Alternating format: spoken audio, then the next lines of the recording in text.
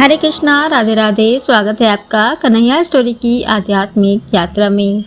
आप सभी को संकष्टी चतुर्थी की हार्दिक शुभकामनाएं। वैशाख मास के कृष्ण पक्ष की चतुर्थी को संकष्टी चतुर्थी व्रत किया जाता है। धार्मिक मान्यताओं के अनुसार इस दिन विधिवत पूजा अर्चना करने से विघ्नहर्ता गणेश सभी तरह के विघ्न को दूर कर देते हैं और घर परिवार में सुख शांति बनी रहती है। किसी भी माह की चतुर्थी भगवान गणेश जी को समर्पित होती है, लेकिन वैशाख संकष्टी चतुर्थी का विशेष महत्व है। मान्यता है कि इस दिन व्रत करने तथा कथा सुनने मात्र से ही भगवान गणेश जी का आशीर्वाद बना रहता है और सुख शांति और समृद्धि में अच्छी वृद्धि होती है। तो आइए सुनते हैं वैशाख संकष्टी चतुर्थी व्रत कथा। भगवान कृष्ण युधिष्ठिर को इस व्रत की महानता के बारे में बताते हुए कहते हैं कि प्राचीन काल में रंतिदेव नामक प्रतापी राजा थे। राजा की मित्रता यम, कुबेर और इंद्रादि देवों से थी। उन्हीं के राज्य में धर्मकेतु नामक ज्ञानी ब्राह्मण रहते थे। उनकी दो पत्नियां थी, एक सुशीला और दूसरी चंचला। सुशीला कोई न कोई व्रत करती थी जिससे उसका शरीर दुर्बल हो गया। वही चंचला कोई व्रत नहीं करती थी और भरपेट भोजन करती थी।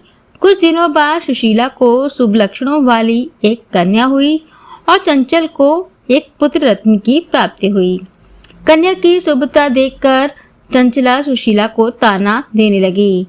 अरे सुशीला, तुमने इतने व्रत और उपवास किए हैं जिसकी वजह से तुम्हारा शरीर जर्जर हो गया, फिर भी एक कृशकाय कन्या को जन्म दिया।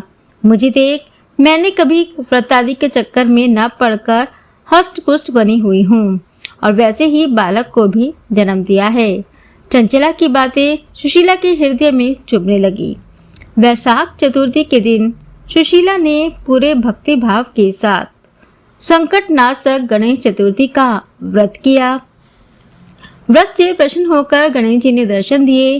गणेश जी ने आशीर्वाद देते हुए कहा कि हे सुशीला, तेरी कन्या के मुख से मोती और मूंगा प्रवाहित होते रहेंगे और तुझे वेद शास्त्र वेता एक पुत्र भी होगा। वरदान को देने के बाद गणेश जी अंतर्ध्यान हो गए। वरदान के बाद कन्या के मुंह से मोती और मूंगा झड़ने लगे और कुछ दिनों बाद एक पुत्र की प्राप्ति भी हुई। उसके कुछ दिनों बाद ही धर्मकेतु का स्वर्गवास हो गया और उनकी मृत्यु के उपरांत चंचला घर का पूरा धन लेकर दूसरे घर में जाकर रहने लगी। लेकिन सुशीला पति के घर में रहकर ही पुत्र और पुत्री का पालन पोषण करने लगी। कन्या की वजह से सुशीला के पास काफी धन एकत्रित हो गया। इस कारण चंचला सुशीला और उसके परिवार से ईर्ष्या करने लगी। एक दिन हत्या के उद्देश्य से चंचला ने सुशीला की कन्या को कुएं में धकेल दिया। कुएं में गणेश जी ने सुशीला की कन्या की रक्षा की और वापस माता के पास भेज दिया।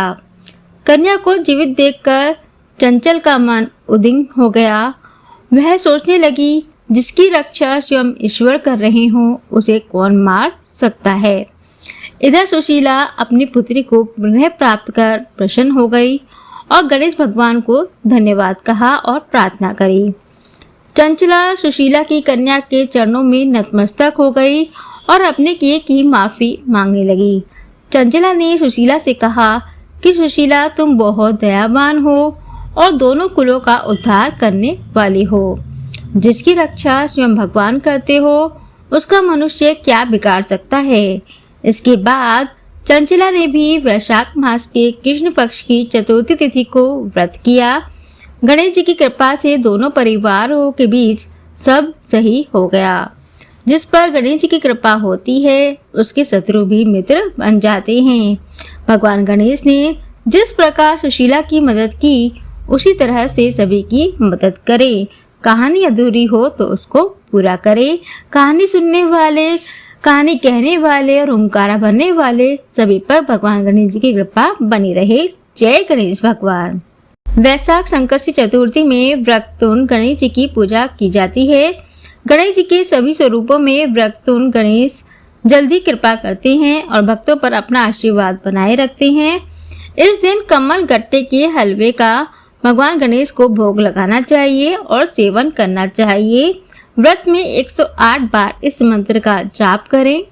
वक्रतुंड महाकाय सूर्यकोटि समप्रभा निर्विघ्नं कुरु मे देव सर्वकार्येषु सर्वदा।